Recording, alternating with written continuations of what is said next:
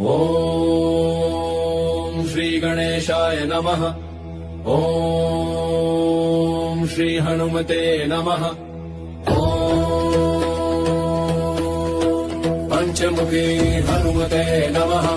पंचवक्त्रं महाभीमं त्रिनेत्रं च महाबलम् सिंहिका गर्भसम्भूतं हनुमन्तं नमाम्यहम्। ॐ हं हनुमते रक्ष रक्ष सर्वतो माम्। ॐ हं हनुमते रक्ष रक्ष सर्वतो माम्। ॐ पूर्वे हनुमान् कपिमुखधारी रक्षतु माम्। दक्षिणे नारसिंह वपुर्मान् सदा पातु। पश्चिमे गरुडरूपवान् रक्षतु। उत्तरदिशि वराहरूप सदा रक्षतु माम्। पूर्वे हयग्रीव विग्रह पातु मे शिरः। अधस्तात् ब्रह्म